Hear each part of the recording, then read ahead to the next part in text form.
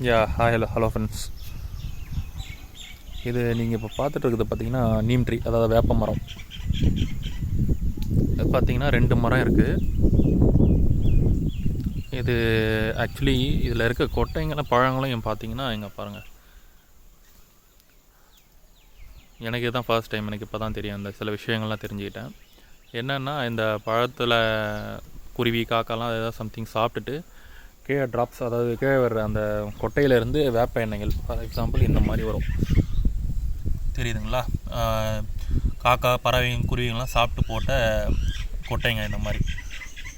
அதனுடைய தோல், பழத்தோட தோல் இந்த மாதிரி இப்படி இருக்கும். அந்த கொட்டைங்களை சேகரித்து வேப்ப எண்ணெய் தயாரிப்பாங்களாம். வேப்ப எண்ணெய் செக்காட்டி அந்த காலத்தில் வேப்ப எண்ணெய் புண்ணாக்கு, அப்புறம் வேப்ப எண்ணெய், இதெல்லாம் பல மருத்துவ குணங்களுக்கு பயன்படுத்திகிட்டு இருக்கிறதுக்காக. இப்போலாம் அந்தளவுக்கு இல்லை, எல்லாமே பேக்கெட் எண்ணெய் தான் வேப்ப எண்ணெயாக வருது. இப்போலாம் யாரும் இந்த மாதிரி வேப்ப மரத்துலேருந்து ஒவ்வொன்றா பொறுக்கி இந்த மாதிரி பண்ணுறது ரொம்ப ரேராக இருக்குது. ஏன் இந்த வேப்ப இலையை கூட நம்ம இருக்கிற இடத்துல மகிமையோ அந்த இதுவோ நம்மளுக்கு தெரிய மாட்டேது, வேல்யூ தெரிய மாட்டேது, உண்மையான வேல்யூ. ஆனால் சவுதி மற்ற கண்ட்ரீஸ்லலாம், அப்ராட்லலாம் பார்த்திங்கன்னா இதை பேக்கெட்டில் வச்சு விற்கிறாங்க. ஒவ்வொரு இலைக்கும் ஒரு ருப்பீஸ்ன்ற மாதிரி, டாலரில் அந்த மாதிரி, யூஎஸில் அந்த மாதிரிலாம் விற்கிறாங்க. நீங்களே நெட்டில் சர்ச் பண்ணி பார்த்தா உங்களுக்கே தெரியும். இது பல மருத்துவ குணங்களுக்கு பயன்படுது. வெயில் காலத்தில் எந்த இலையும் உதிராமல் இருக்கிற மரம் பார்த்திங்கன்னா இந்த வேப்ப மரமாக இருக்குது. இங்கே எங்கள் இடத்துல நான் சொல்கிறேன். இங்கே பார்த்திங்கன்னா எப்போவுமே குளுன்னு சில்லுன்னு இருக்கும். அம்மை நோய்களுக்குலாம் போகும்போது தண்ணியில் மஞ்சள் கலந்து இந்த வேப்ப இலைங்களை போட்டு தலைக்கு ஊற்றுவாங்க எல்லாருக்கும் அம்மை நோய் வந்தால். காரணம் பார்த்திங்கன்னா குளிர்ச்சி தன்மை அதிகம், உடல் சூட்டை தனித்தா அம்மை நோய் குணமாகன்ட்டு ஒரு ஐதீக நம்பிக்கை. அதுக்கு இந்த வேப்ப இலைங்கள்லாம் ரொம்ப பெரிதும் பயன்படுது. சுகர் பேஷண்ட்ஸ்லாம் அந்த கொழுந்து இலைங்களை சாப்பிடுவாங்க. என்னுடைய அம்மாக்கே சுகர் இருக்குது, அவங்களும் இந்த மாதிரி சில டைம் சாப்பிட்டு பார்த்துருக்கேன். இந்த மாதிரி கொழுந்தலை செக்கச்சவந்து இருக்கும், அதான் கொழுந்தலைன்னு சொல்லுவாங்க. அதெல்லாம் சாப்பிட்டா உடம்புக்கு நல்லது. அவங்கன்னு இல்லை, நம்மளும் சாப்பிட்டா உடம்புக்கு நல்லது. ஆனால் ரொம்ப கசப்பாக இருக்கும், வாயிலே வைக்க முடியாது. ஆனால் இதை சாப்பிட்டவங்க, சாப்பிட்டுருக்கவங்க இன்னும் ஆயுட்காலம் நீடிச்சு வாழும், வயிற்றில் இருக்க பூச்சி எல்லாமே செத்துருன்னு சொல்லியிருக்காங்க. அந்தளவுக்கு ஒரு மிகப்பெரிய அருமருந்தாக இருக்குது கிராமங்களில் இது.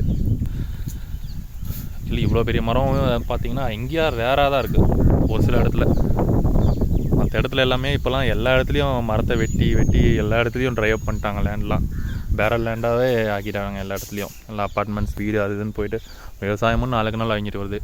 இதை பார்த்திங்கன்னா இந்த தழைங்களை, இது புங்க மரத்து நிழலும் கிடைக்காதுன்னுவாங்க. எவ்வளோ கோடி கொடுத்தாலும் இந்த மாதிரி வேப்ப மரத்து நிழலும் புங்க மரத்து நிழலும் கிடைக்காதுன்னு சொல்லுவாங்க. சின்ன வயசில் பார்த்திங்கன்னா இந்த மரத்து நிழலெல்லாம் படுத்துருக்கோம், அவ்வளோ குளுமையாக இருக்கும், வெயிலே தெரியாது. இப்போவும் அதே மாதிரி தான் இருக்குது.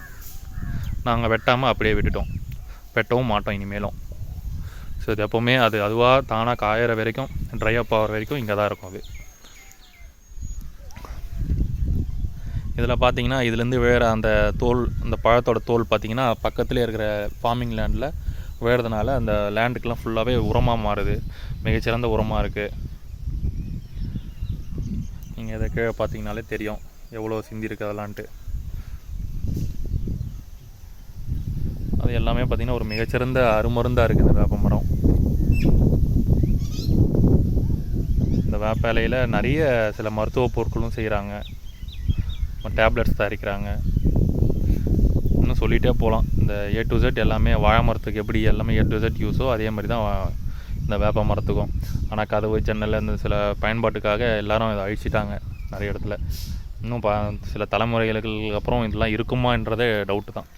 அந்த மாதிரி சுச்சுவேஷனும் வந்தால் ஆச்சரியப்படுறதுக்கு இல்லை.